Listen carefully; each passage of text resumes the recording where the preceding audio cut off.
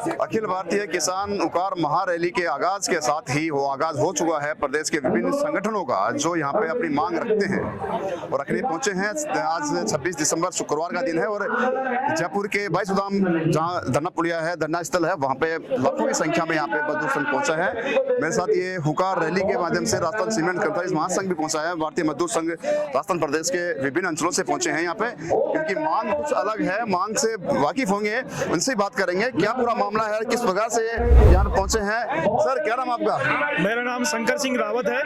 मैं राजस्थान सीमेंट महासंघ का महामंत्री हूँ। जैसा कि राजस्थान में करीबन 15 से 20 बड़े बड़े प्लांट है और उन सभी प्लांटों में धीरे धीरे वेज बोर्ड खत्म हो रहा है। क्या है वेज बोर्ड, बता दीजिए क्या है? वेज बोर्ड केंद्र सरकार द्वारा लगाया गया एक वेज बोर्ड है, जिसके आधार पर यह तय होता है कि सीमेंट में काम करने वाले वर्कर को कितना वेतन मिलना चाहिए। लेकिन धीरे धीरे वो खत्म होने के साथ साथ ही परमानेंट जो वर्कर है वो धीरे धीरे समाप्त हो रहे हैं। जब से इस सीमेंट उद्योगों में प्राइवेट सेक्टर से कॉर्पोरेट घराने जो इसमें घुसे हैं, तब से सीमेंट के काम करने वाले श्रमिक भाई डरे हुए हैं, क्योंकि किसी की भी नौकरी अब सुरक्षित नहीं है। धीरे धीरे नौकरियां खत्म हो रही है। इसलिए हमारा सरकार से, इस आपके माध्यम से सरकार से हमारी मांग है कि सभी सीमेंट उद्योगों में वेज बोर्ड की स्थापना केंद्र सरकार द्वारा वापिस लगवाई जाए और सभी सीमेंट प्लांटों में जो सेवानिवृत्ति की जो आयु है, जो राजस्थान सरकार ने 60 वर्ष के तय कर रखी है, वही सभी सीमेंट उद्योगों में लागू की जाए। लेकिन एक सवाल यहाँ भी है कि सीमेंट फैक्ट्रियाँ कॉर्पोरेट घराने घुसने के बाद से ही लागू हो रही हैं या पहले भी आपकी यही मांग थी? क्योंकि पहले भी शोषण की खबरें आती रहती है हमारे पास।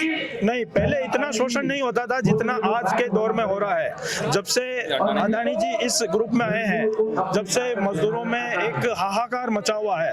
जितने भी दूसरे जो घराने हैं या दूसरे जो सीमेंट ग्रुप है, वो भी पूरे डरे हुए हैं। इसके कारण मजदूरों को झेलनी पड़ रही है। किसी की भी नौकरी सुरक्षित नहीं है। किसी को भी शाम को बोल दिया जाता है कि कल आपकी नौकरी नहीं है, और ऐसी स्थितियां हो गई है कि लोग आत्महत्या तक कर रहे हैं।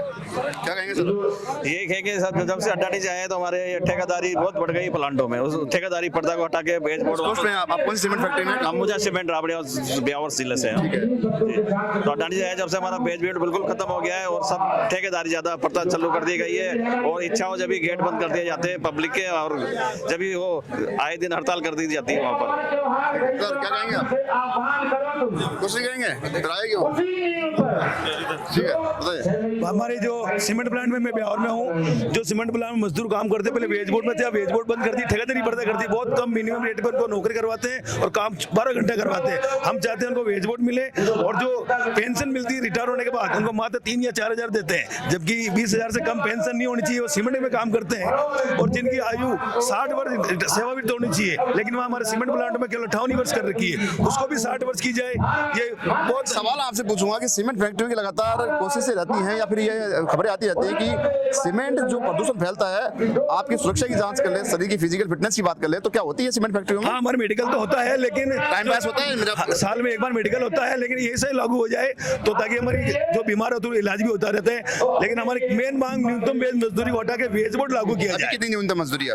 20-22 हजार टोटल महीने की है, ताकि वेज बोर्ड में 60-70 हजार वेज बोर्ड लागू करना चाहिए। वेज बोर्ड वाली कितनी हो जाएगी? 60-70 हजार होती है, ताकि उसका घर परिवार चल सकता है। आज 20,000 में कैसे बच्चों को पढ़ाएगा और कैसे अपने बच्चों के क्या कार्यक्रम करेगा और कुछ अपने क्या घर चलाएगा और क्या उसकी भरेगा घर बार। महंगे वाले कितना आजकल, हम चाहते हैं कि ये पूरा हो। लमसम वाली जैसे ठेकेदारी प्रथा में जैसे लमसम वाली औरतें हैं, बहुत सारी लेडीज लोग भी काम करती है। दिन भर 8 घंटे ड्यूटी करने के बावजूद उनको 280 रुपए दाढ़ी दी जाती है, और उनका अभी तक 7-8 साल से कंटिन्यू वो मिट्टी खा रही है, बेचारी डस्ट में काम करती है, पूरी परेशान होती है, उनका घर खर्चा नहीं चलता। बहुत सारी ऐसी विधवाएं औरतें भी है जो फैक्ट्री के उसके हिसाब से भाई कि हमारा पालन पोषण हो जाए, लेकिन 280 रुपए दाढ़ी मिलती है, उससे ज्यादा नहीं मिल पाती है। इसलिए उनका भी कम से कम सरकार से हमारा आग्रह है कि उनका कम से कम रेट बढ़ावे थोड़ा बहुत, और तो उनका इजाफा हुआ है कि इनका बच्चों का पालन पोषण हो सके, अपना चूल्हा चौका अच्छे तरह से जला सके। बिल्कुल, देखिए यहाँ पे ये हुकार रैली के माध्यम से अपनी सीमेंट जो महासंघ है वो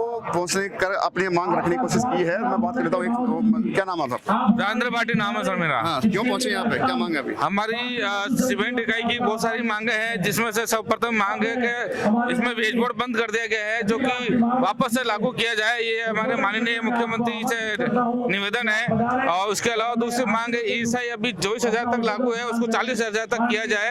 फिर तीसरी मांग है जो रिटायरमेंट की जो एज है वो 58 साल है, कई जगह उसको 60 साल किया जा चुका है, जैसे कि गुजरात सरकार ने भी 60 साल इसकी एज कर दी है। तो हमारी भी सबकी ये मांग है कि इसको भी राजस्थान में भी सीमेंट इकाई में भी 60 साल की जाए रिटायरमेंट की जो है उम्र। इसके अलावा जो मांगे हैं हमारी समान वेतन, समान काम, समान वेतन, इसके लिए भी माननीय मुख्यमंत्री से निवेदन है कि इस पर ज्यादा गौर करके समान काम समान वेतन पे इस पे ध्यान दिया जाए। बिल्कुल, देखिए यहाँ पे राजस्थान सीमेंट महासंघ के अधिकारी यहाँ पे पहुंचे, पदाधिकारी पहुंचे हैं, कर्मचारी, और लगातार कोशिश कर रहे हैं कि इनकी मांग जो है वो कॉर्पोरेट ग्राउंड से जो उन्होंने नियम लगाए हैं उनको हटाकर जो गवर्नमेंट नियम है वो लागू किए जाए। 58 साल की जगह 60 साल रिटायरमेंट किया जाए, मानदेय जो है उसको बढ़ाया जाए। खैर, ये बात यहाँ तक सीमित नहीं है, ये आगे पहुंचने की कोशिश करेंगे हमारे चैनल के माध्यम से। वहीं पे सरकार को सोचना चाहिए कि इन मजदूरों की जो मांगे हैं उन पे संवेदनशीलता से विचार कर इनकी मांगों को संज्ञान में लेते हुए इन मांगों पर ध्यान देना चाहिए। सभी कैमरा पर्सन सचिन के साथ Sandeep Agarwal, the golden news, Jaipur.